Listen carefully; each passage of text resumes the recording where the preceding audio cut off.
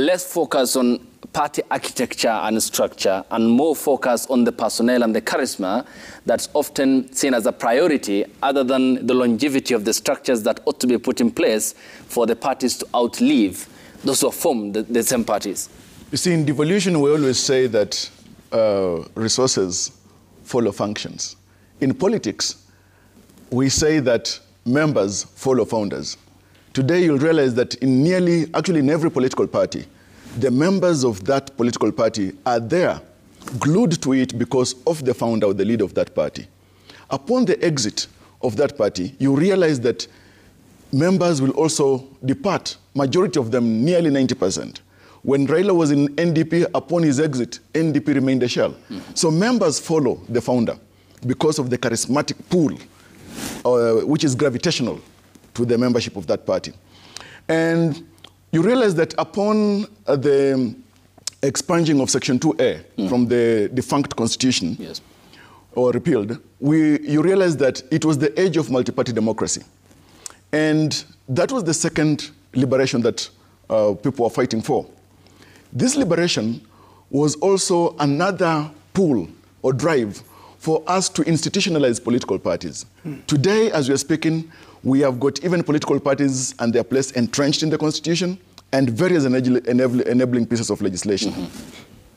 Sadly, today political parties are still tethered to the founders. Today, if you want to try and challenge Kalonzo Musyoka from Umbrella Party, you'll be told that this is Kalonzo's party, please look for your own party. If you do the same in, for example, Jubilee today, they're telling Kadini Kega that, this is Uhuru's party because he founded it. Yet, Abdikadir realized that Kenyans, by the desire to have political parties as serious democratic institutions and to be publicly, to sustained, we have got the political parties fund to sustain these parties, so that we get to move or veer off the disease of founder syndrome to sustain the parties. But we have not succeeded. Today, if any particular person clings to a party as his own or her own, yet is publicly funded, that person actually is biting his thumb or her thumb at the public. And that's one major challenge that we still have today. Thirdly, Kenyans also, or members of these political parties, are not serious enough. We cannot have political parties funded by the exchequer, and then you still consider that party to be the kiosk and to be run as a kiosk of the founder. And that challenge, I think, will take ages to come away from it. Comparatively, let us go around Africa and see. Just down south, former president of South Africa, Thabo Mbeki, upon leaving the presidency, he's still respected within the ranks of ANC, but you have not seen him struggle to have a chokehold of ANC so that he can be politically significant or relevant. Same thing to Jacob Zuma. Down just across the border here, we have got former President Kikwete, and even the other, Mkapa, etc., and Ali Hassan Mwinyi. We have not seen them struggle with the mother party or the Independence Party of Tanzania, Chama Cha Mapinduzi, CCM, so that they can be politically relevant. This idea of our politicians in this country trying to find significance by having a chokehold of political parties is absolute selfishness, and in fact, it's being spiteful of the members and the general public and the people who desired that political parties should be public institutions. That's why we've got even the office of the registrar of political parties. Further, you realize that if at all our democracy has to make sense, then the place of political selfishness, though itself being ingrained within the psychic of every politician, is something that we've got to deal with. Today, we have seen that Honorable former President Uhuru Kenyatta has departed from what I can consider the tradition of former presidents. Moi, the late president, after he departed, he left the presidency, he sat under a tree and enjoyed the shade of retirement, in the shade of retirement. Same thing happened to former President Mwai Kibaki, the late. But for Uhuru Kenyatta, of course, we know that the dynamics are a bit different presently. I can arrive at a conclusion without fear or shame this moment that having handed over power publicly and during the day to President of the day, William Ruto, Today, the engagements of Jubilee with the politics of the day and the re-entry of former President Uhuru Kenyatta is so much about a battle of politics at the national level. Okay. We'll talk about the consequences it can bear on the mountain politics. Dr. Maxwell, talk to me about then the exchequer funding here. Is the funding by the Kenyan people commensurate to the political shelf life of these political parties? Because the idea is generally for them to serve for a long period, and the institutionalization of ideologies, which clearly is lacking at the moment. Is it, in other words, an egg on the face of the Kenyan public, courtesy of the political class? It is actually indeed an insult on the people of Kenya that you can have a public-funded institution that is still being personalized by individuals in the name of party leaders. And I think that is what I call the paradox of our constitutionalism. On the one hand, the Constitution and the legislation, the Political Parties Act, looks forward or envisions strong political institutions that acts as the ladder for public expression of the citizens' interest. But on the other hand, we have politicians, particularly these strong politicians in the name of political party leaders, taking advantage of that political party funding to personalize or to push a personal agenda. By and large, by the way, whether you're talking about ODM, whether you're talking about Jubilee, in fact, UDA is the biggest political party today, followed by ODM and Jubilee. And here there is a great deal of political party funding that should actually support people's ideas, you know, the ideology that people, those political parties stand for. Now, the personalization of the political structures within the party speaks to the fact that, you know, there are no ideologies that parties can follow. Okay? No, there certainly is the mentioning of the ideologies, because you remember the launch of the Jubilee Party. In 2016, they said they will end ethnic balkanization, unite the country based on not your religious or ethnic belonging. But otherwise, you look at the reality today, and it's clearly a dichotomy of what they promised vis-a-vis where we are. It's actually a facade of ideologies. Politicians cloak those ideologies with personal interest, and you realize that what they're pushing largely is their personal interest within the veneer, you know, of ideologies of a party. And look at it. At the end of the term of Jubilee, it ended up being a small party within only a sections. Once there was a massive exit of people who later on became UDA members. But I think also it is also difficult to push an agenda of a strong ideology in an African context or in the context of an African governance. The reason is that parties have been personalized and belong to individuals. Okay, I do not foresee a day when somebody else will even emerge and compete Raila Odinga as the leader of ODM. And that is the same syndrome that's happening in Jubilee. While the law says that a retired president actually ought not to hold office in a political party. But see the advantage they're taking. They're saying being a leader of a political party does not mean official position in the political party. Okay, I think that's the advantage that Uhuru is taking today, to skirt around the law. But the concept of skirting around the law or circumventing the law is that there are a deal of personal, selfish interest to be protected, and a lot of political insulation to be obtained by the maintaining the stranglehold or what he calls the chokehold of a political party to push a particular agenda. So, but if I were in the position of Uhuru Kenyatta, anybody in the position of Uhuru Kenyatta will actually be very sympathetic with him, considering, for instance, that he's right now the target of the vitriolic messages from the UDA or the Kenya Kwanza. Okay, and that's what he talked about following the NDC. Yes, Javas. You see, I shiver at the embryonic hollowness of the founding of political parties in this country that are bereft of ideology. Look at the Political Parties Amendment Act 2022. Provides that political parties should be founded on the basis of an ideology. Now, political parties in this country articulate issues For example, what you're talking about, ending balkanization, ethnic balkanization, is that an ideology? It is not an ideology. It is an objective or an issue to be pursued, one amongst many. Now, let's face it, there is no single political party in this country that has got a significant, identifiable, verifiable ideology as we speak this morning, this moment. No political party has got an ideology, real ideology, that you can say, and today, let me ask you, okay, whoever belongs to any particular political party, ask them, for instance, what is the ideology of the party that you belong to? Many members, in fact, nearly 99%, will not mention a single ideology. They'll tell you the ideology is the party leader. That's one anemic issue with political parties. The second is this, that whatever is happening in Jubilee Party today is a manifestation of the poor leadership within political parties. Now, with Kioni, for instance, struggling to have a hold of the party, was he mentored by the former party leaders? Is there a mentorship within political parties? When a party leader exits, the gap that is left there is because of lack of serious mentorship. People fear competition in political parties.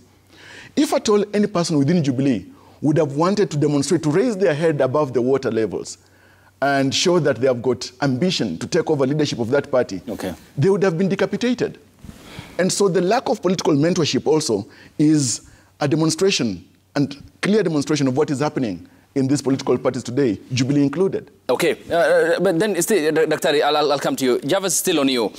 When you talk about a failure of the party leadership, which is having effects on how the parties are run, for example, the Jubilee Party never had substantive parliamentary group meeting since the 2017 election, only twice, one following before the Supreme Court nullification of President Kenyatta's re-election in 2017, and then the kicking out of the people they had considered at the time had supported the Deputy President, then William Ruto, the likes of the leaders of the majority parties across the bicameral parliament. Is the issue you have talked about of the influence the political party leaders hold also eroding the independence of parliament? For many parliamentarians, do not question, seek clarity, and at times critique their own party leaders, even when a motion before or a bill before parliament substantively touches on public interest issue.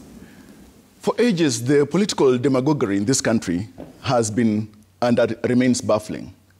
You see, the hero worshipping of politicians within political parties and even within the politics of Kenya is one thing that has continually left our democracy on a limp.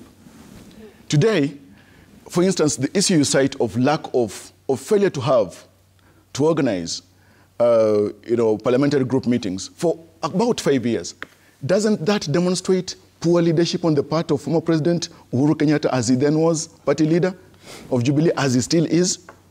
When you look at successive leadership within these political parties, now Kioni wanted to take over the leadership, he's still fighting with Kanini. Have we had any of these leaders articulate their vision annexed to the vision of the leader who is exiting? So we are seeing that these parties actually do not have clear visionary leadership. Secondly, the railroading of leadership within the party is also not extant. And that is another major problem within the political parties. Now, Dr. has talked about the issue of skirting around the law by former President Uhuru Kenyatta. Now, if we believe in a constitutional democracy and predicated on the rule of law, and we know that while we've got Article 38 of the Constitution that provides and shelters political rights, including of the former president, but when you look at the Presidential Retirement Benefits Act 2013 as amended, provides that Parliament, of course, may want to move a motion supported by 2/3 of its members to deny in whole or part the benefits of a former president if he involves himself in active political party affairs of a political party. Now, are we not seeing, for example, the former president just doing the same? Does it mean that because you have a larger-than-life political character, then actually you should be spiteful of the law? To what extent, then, should we also consider the issue of embracing the rule of law when it suits you, and running away from it when you think that it does not benefit your selfish interests, as we have argued on this table this morning. Okay, yes, Dr. you had a point?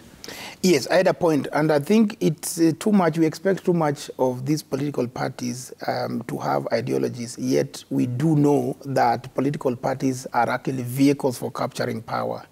And that is usually the main agenda of political parties. So that even if one runs on a platform of, a bottom-up economic approach, kazi kwa vijana, once power is captured, it's completely a different ballgame altogether.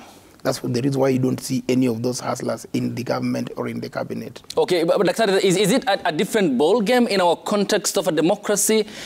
Because I look at the ANC party, for example, that Java's mentioned in South Africa, to an extent of even kicking out its own party leader, Jacob Zuma, over corruption scandals and allegations. You look at the Republican Party and the Democrats in the US. You look at the Conservative or the Tories in the UK or the Labour Party. They stand for a vision despite the change in leadership, and you can clearly see that. The Jubilee Party even told us that they will copy the Communist Party in China, notwithstanding the concerns that the West had of the human rights violations in Beijing. I mean, what then happens? Why is our context different for democracy? Why are they not having the shelf life needed? The institution of politics as a way of capturing the instruments of power completely changes or shifts once that power has been captured. And I think it is across the board. In South Africa, partly always this happens when there's a change of governance or the kicking out of a political leader, always at the last minute. It doesn't happen at the very beginning. And in the US, for example, you could see all these agendas. But really, when the government gets into power, the interests that the government serves are completely different. And in most cases, it's always corporate interests, what we call corporate fundamentalism. In Kenya, it's a completely different issue. It could be an ethnic agenda. It could be a personal agenda, or people who have captured the government. Oh, that's what they call the state capture. Ideologies are supposed to entice the people. Once the people have galvanized around a political party and the political party in power, the political functionaries shift. And I think the complaint was there one time, I don't know whether it was Kanini Kega, who was saying, once UDA came into power, and said, now, for instance, the permanent secretary, the so-called technocrat, including certain members of the cabinet, they say, you do not know the efforts we have spent to come here. We went around the country, we lobbied people, now you are enjoying the benefits. So when we come to your offices, please treat us well, because we are the people who are making you enjoy. And that's how you come to ideas or ideologies of shareholders in government. Because the people tend now to be behind, and the people who control power are the ones whose interests have to be satisfied first. That is why when you see the reminiscence by Uhuru of or the lost glory, he was once a president, the whole country is behind you, and now you are sitting somewhere, you're being bashed every day. These are some of the things that's making Uhuru to wake up and come back to power and say, look, I still have political muscle. I can still punch. Okay? Yeah. So I think our politics in Africa is completely different because probably of our ethnic arrangements, and that needs to be satisfied once people are in power. Okay. I would add by saying that the perpetuation of egoistic gymnastics by party founders is one of also the major encumbrances to the ideation of ideologies within political parties. Just a few weeks ago, when I was having some lunch meeting with a few young people who are very active within Jubilee Party, one called Bernard Haira, another called Zipporah Mwangi, and they were saying that they do not feel any attraction within the Jubilee Party because there was nothing that was sustaining the party other than the feuds between the party leader and the deputy party leader, as they then were before the 2022 general election. As we sit here this morning, Ayub, the glory, the charm, the significance of the Jubilee Party is decaying in the grave of the 2022 general election. Oh, and when you talk about that, on the flip end of the coin, is it also a move by the former head of state to entice his political backyard? And I say so because you look at the numbers of members of parliament they had after the 2017 elections, near absolute majority, 171 they are about members of parliament. Today they are less than 35. They will need 5 times that number to get where they were in the last elections of 2017. I mean, how can that be attained from the perspective of President Uhuru Kenyatta if he is to reorient the political status of the House of Mombe? You see, that's why I said that the glory of that grand party, as it then was, is decaying in the grave of the 2022 general election. You see, let me tell you, there is no party in this country that exited power and in fact reinvented itself to capture power in this country. It is a huge attempt at imagination by former President Uhuru Kenyatta that actually he can revive and rejuvenate the Jubilee Party. Today, out of the 29 members in the National Assembly and 4 senators, only 4 of those members of the legislature are actually gravitating toward him. That shows that actually he has even failed to capture the imagination of the legislators within his own parties. What about capturing the imagination of members, whether former members or even potential future members of that party across the country? So there is a huge challenge over there. And if you recall the remarks of His Excellency, the former president, at the NDC, so-called just the other day, you'd realize that there was no speaking so much to do with ideology or ideation of ideology of the Jubilee Party. It was just thumping, and that's why I'm talking about egoistic gymnastics within our politics. And that itself is a major danger that punctures even our political parties as institutions so desired by the people of Kenya. So I would say that he is up to a great fight, just within, first of all, within his own party, and secondly, within the larger party. He did not mention, for instance, when he said that he's been, a target of various attacks and intimidation. He did not mention who. But let me ask you, what is it to benefit from for the former president, other than the political protection from the party? He will never face any direct debate with any candidate of a political position in this country heretofore, because he has served as president unless you want to run as MCA or any other position. So he'll never face off in any productive political debate. All right. He may invest his emotion and resources in this party. Okay. But I think the odds are so much against him. Dr. One final question. What then does this pattern point to?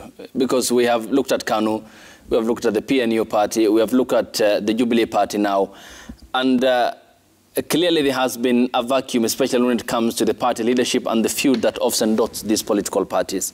What does the political pattern point to going forward? We have had some UDA members of parliament say, as Joseph Kamodo did some years back, that the party will rule this country for the next century. That's laughable. And I think you should expect UDA to splinter in the second term if they get power. What it points to, and I started at the very beginning by saying that this is not an unusual phenomenon.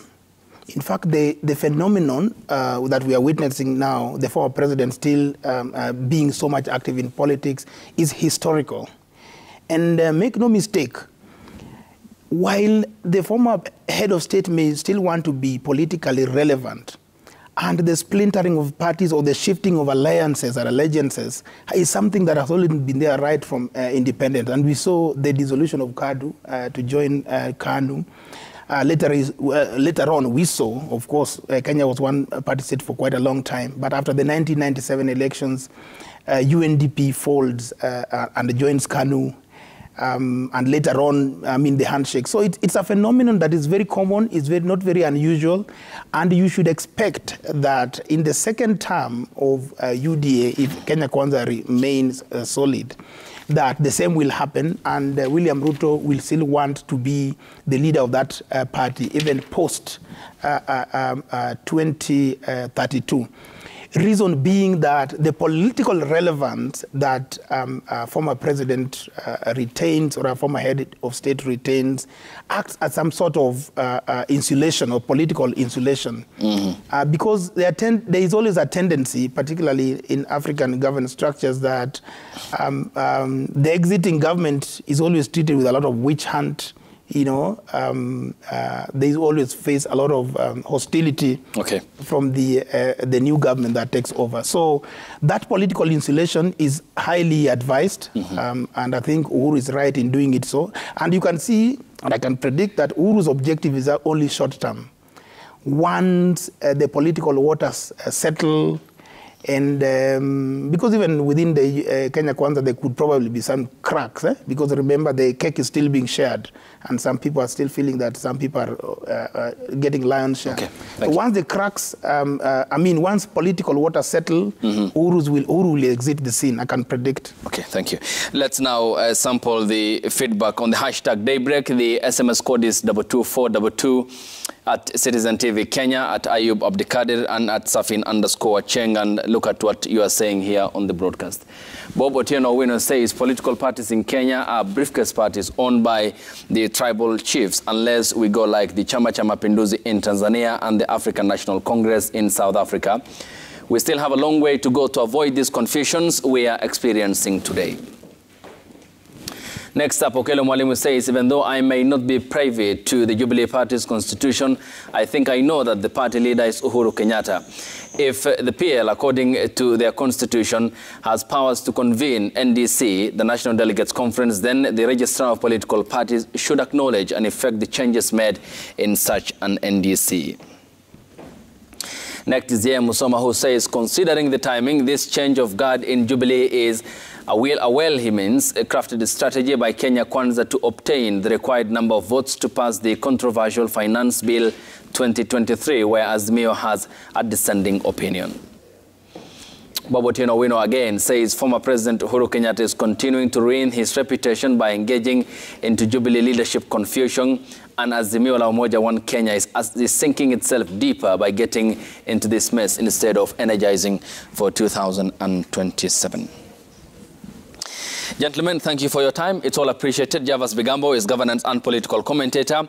Dr. Maxwell Miawa is advocate of the High Court and constitutional law expert and scholar. Thank you for your time. It's all appreciated. To take a look at the front pages of the publications. Up next is ending period shame ahead of Friday's important day, and Safin_Achieng will be talking to Gloria Uruoba, nominated senator, who has been championing for that, Harriet Omusebe, who is the director of programs, Plan International, and Betseba Otuga, who is the director, Hadi Reusable Parts, here on the broadcast after the break. Keep your comments coming. The hashtag on Twitter is Daybreak. The SMS code is 22422. At Citizen TV Kenya, at Ayub Abdikadir, and at Safin_Cheng. Good morning.